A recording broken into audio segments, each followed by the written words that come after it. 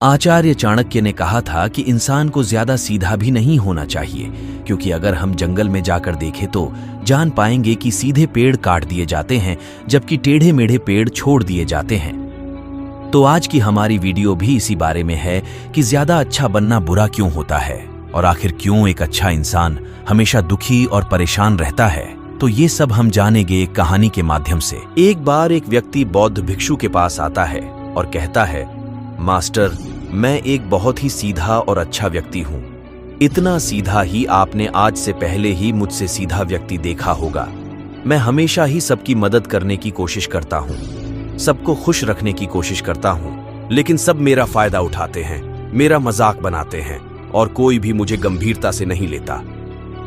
यहाँ तक कि मेरे घर वाले भी मेरी इज्जत नहीं करते और ना ही घर के किसी महत्वपूर्ण काम में मेरी राय लेते, जबकि अपने दोनों भाइयों की तुलना में मैं सबसे ज्यादा काम भी करता हूं, घर वालों की बात भी मानता हूं, माँ बाप की सेवा भी करता हूं और घर के सभी लोगों को खुश रखने की कोशिश करता हूं। लेकिन मेरी भावनाओं को कोई भी नहीं समझता, सब मेरा फायदा उठाते हैं। आखिर मेरे साथ ही ऐसा क्यों होता है? व्यक्ति की पूरी बात ध्यान से सुनने के बाद बौद्ध भिक्षु बोली, किसने कहा कि तुम एक सीधे और अच्छे व्यक्ति हो? असल में तुम एक अच्छे व्यक्ति होने का दिखावा कर रहे हो। ये सुन उस व्यक्ति को बुरा महसूस हुआ, लेकिन वो फिर भी बौद्ध भिक्षु की बात सुनता रहा। अच्छा बताओ कि तुम हर व्यक्ति की मदद क्यों करना चाहते हो? क्यों तुम सबको खुश रखने की कोशिश करते हो? व्यक्ति ने कहा, ताकि सामने वाला मुझे भी खुश रखे, मेरी बात मानी, मेरी इज्जत करे, मेरी भावनाओं को समझे और मुझे एक अच्छा इंसान माने। बौद्ध भिक्षु ने कहा, बस यही तुम्हारी समस्या है कि तुम दूसरों को खुश रखने का प्रयास कर रहे हो ताकि वो भी तुम्हें खुश रखे। तुम अपनी खुशी दूसरों के अंदर ढूंढ रहे हो। तुम दूसरों की नजरों में अच्छा और खुद की तारीफ सुनने के लिए सामने वाली की जी हुजूरी कर रहे हो और फिर उम्मीद कर रहे हो कि सामने वाला भी तुम्हारे साथ ऐसा ही व्यवहार करेगा। तो ऐसा नहीं होता, क्योंकि कोई भी ऐसे व्यक्ति को गंभीरता से नहीं लेता जो लोगों की हर बात में हाँ में हाँ मिलाता है। अब मैं तुम्हें कुछ ऐसी आदतें बताता हूं तो तुम और तुम्हारे जैसे खुद को अच्छा मानने वाले लोगों के अंदर होती है। पहली आदत, खुद को अच्छा मानने वाले लोग ये दिखाने की कोशिश करते हैं कि वो लोगों का ध्यान रखते हैं। उन्हें लोगों की चिंता है, इसीलिए वह सबकी मदद करने पहुंच जाते हैं, फिर चाहे सामने वाले को उनकी मदद की जरूरत हो या ना हो। दूसरी आदत, खुद को अच्छा मानने वाले लोग दूसरों से खुद की तारीफ के भूखे होते हैं, इसीलिए वो ज्यादातर मौकों पर वही काम करते हैं जिससे सामने वाला खुश हो और उनकी तारीफ करे। अगर उन्हें लगता है कि किसी काम से सामने वाला नाराज हो जाएगा तो वह उस काम को हाथ तक नहीं लगाते। तीसरी आदत, खुद को अच्छा मानने वाले लोगों को लगता है कि उन्हें अपनी कमियों और कमजोरियों को दूसरे लोगों से छुपाना चाहिए, क्योंकि उन्हें लगता है कि अगर दूसरों को उनकी कमियों और गलतियों के बारे में पता चल गया तो लोग उनका मजाक बनाएंगे, उनकी बेइज्जती करेंगे, उन पर गुस्सा होंगे और उन्हें एक कमजोर व्यक्ति मानेंगे। चौथी आदत, अच्छे लोग खुद की जरूरतों, खुद की प्राथमिकताओं को सबसे ऊपर रखने से डरते हैं, क्योंकि उन्हें लगता है कि ऐसा करने से ही दूसरे लोग उन्हें स्वार्थी समझेंगे और फिर वो लोगों की नजरों में एक अच्छे इंसान नहीं रह जाएंगे। पांचवीं आदत, खुद को अच्छा समझने वाले लोग मानते हैं कि वो केवल तभी खुश रह सकते हैं जब उनके आसपास का हर इंसान खुश रहे, इसीलिए वो अपने आसपास के हर व्यक्ति को खुश रखने की कोशिश करते हैं। अब तुम्हें सुनने में लग सकता है कि इन आदतों में क्या बुराई है। सबका भला करना तो अच्छी बात है, लेकिन समस्या यह है कि खुद को अच्छा समझने वाले लोग असल में जैसे दिखते हैं वैसे होते नहीं। ये अंदर से कुछ और ही होते हैं। जैसे कि पहला, अच्छाई का दिखावा करने वाले लोग ज्यादातर मौकों पर ईमानदार नहीं हो, क्योंकि वो अच्छा बनने के चक्कर में दूसरों की बुराई को भी छिपा देते हैं। सामने वाले को कभी भी उसकी गलतियां नहीं बताते और केवल वही बोलते और करते हैं जिससे सामने वाला खुश रहे। दूसरा, खुद को अच्छा समझने वाले लोग दूसरों को खुश करने के पीछे इतने पागल होते हैं कि वो कई बार जरूरी और दूसरों के लिए महत्वपूर्ण बातों और कामों को भी उनसे छिपाकर रखते हैं और उन्हें बताते नहीं ताकि सामने वाला उनसे खुश रहे। तीसरा, अच्छे लोग अपनी जरूरतों और कामों को महत्व नहीं देते। इसीलिए ये दूसरों से सीधे अपना काम करवाने से घबराते हैं, जिसकी वजह से ये दूसरे लोगों के साथ चालाकी करने की कोशिश करते हैं। अपने जरूरी कामों को करवाने के लिए भी, जैसे कि सामने वाले की चापलूसी करना या फिर उसके किसी काम के बहाने अपना काम भी कर लेना। चौथा, खुद को अच्छा मानने वाले लोग केवल पाने की उम्मीद से ही कुछ देते हैं। यह इस बात का दिखावा तो करते हैं कि यह लोगों की मदद करना चाहते हैं, लेकिन यह मदद सिर्फ इसीलिए करते हैं ताकि सामने वाला उनकी तारीफ करे, इन्हें अच्छा इंसान समझे और जरूरत पड़ने पर इनकी भी मदद करे। लेकिन अगर इन्हें मदद के बदले मदद नहीं मिलती तो ये गुस्सा हो जाते हैं, सामने वाले से अंदर ही अंदर नफरत करने लगते हैं और उससे बदला लेने का मौका ढूंढने लगते हैं। पांचवा, खुद को अच्छा दिखाने वाले लोग दूसरों को ना नहीं बोल पाते, उन्हें मना नहीं कर पाते और दूसरों के काम करने के चक्कर में ये अपने और अपने परिवार के जरूरी कामों को भी पूरा नहीं कर पाते। छठा, अच्छे लोगों को लगता है ये सभी उन्हें पसंद करें, सभी इनसे प्यार करें, जिससे दूसरे लोगों को इनका दोस्त बनने या इनके साथ संबंध रखने में दिक्कत होती है, क्योंकि यह हर किसी के सबसे पसंदीदा इंसान बनना चाहते हैं। ये सारी बातें सुनने के बाद उस व्यक्ति ने बौद्ध भिक्षु से कहा, तो आपके कहने का मतलब है कि हम एक अच्छे इंसान न बने, बल्कि एक बुरे इंसान बन जाए और लोगों को फायदा उठाए।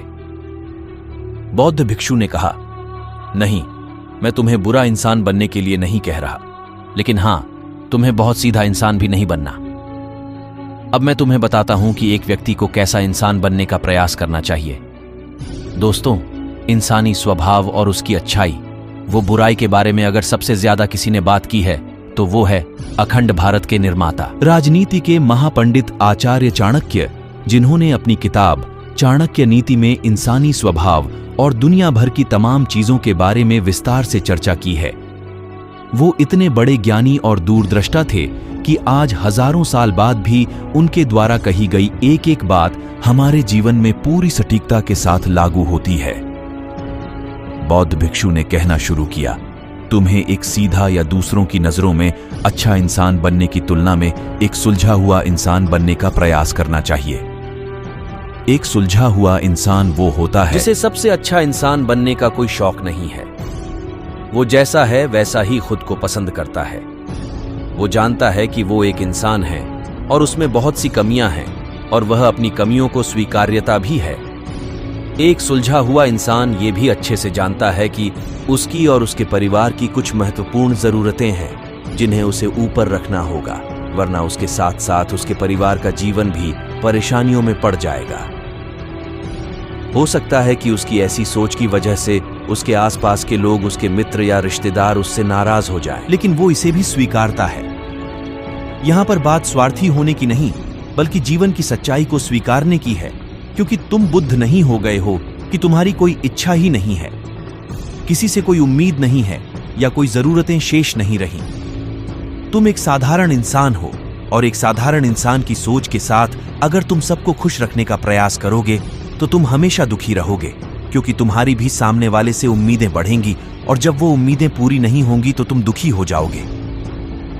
इसीलिए जो इंसान ये कहता है कि मैं सबकी मदद करूंगा, सबको खुश रखूंगा और मुझे बदले में किसी से कुछ भी नहीं चाहिए, यहां तक कि अपनी तारीफ भी नहीं, तो पहले उस इंसान को बुद्धत्व प्राप्त कर लेना चाहिए, क्योंकि एक आत्मज्ञान को प्राप्त व्यक्ति ही किसी से कोई उम्मीद नहीं रखता। पर क्योंकि आत्मज्ञान को प्राप्त करना सबके बस की बात नहीं है, इसीलिए तुम्हें इस जीवन के सत्य को स्वीकारना होगा और खुद को शोषण का शिकार व दुखी होने से बचाने के लिए एक सीधा इंसान बनने की बजाय एक सुलझा हुआ इंसान बनने का प्रयास करना होगा। अब मैं तुम्हें बताता हूं कि एक सुलझे हुए इंसान में क्या क्या विशेषताएं होती हैं। पहली विशेषता, ये अपनी और अपने चाहने वालों की जरूरतों को ऊपर रखते हैं। इसका मतलब यह नहीं है कि ये लोग दूसरों की जरूरतों को कम समझते हैं या फिर दूसरों को गिराकर खुद ऊपर बढ़ने की कोशिश करते हैं, बल्कि इसका मतलब यह है कि ये लोग दूसरों की फालतू जरूरतों के लिए तब तक उपस्थित नहीं होते जब तक कि इनकी खुद की महत्वपूर्ण जरूरतें पूरी ना हो जाएं।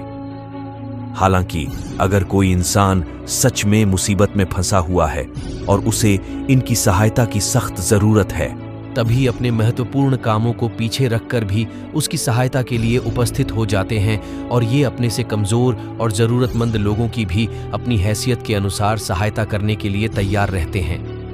ये बस अपना बेवजह शोषण नहीं होने देते और इस बात पर भरोसा रखते हैं कि अगर इन्हें सच में किसी की सहायता करनी है तो पहले इन्हें उसकी सहायता करने के लायक बनाना होगा और लायक वो सक्षम बनने के लिए इन्हें अपनी ज़रूरतों का भी ध्यान रखना होगा। क्योंकि अगर एक इंसान खुद ही बहुत ज़्यादा बीमार है तो फिर वो दूसरे बीमार व्यक्ति की सेवा कैसे कर सकता है?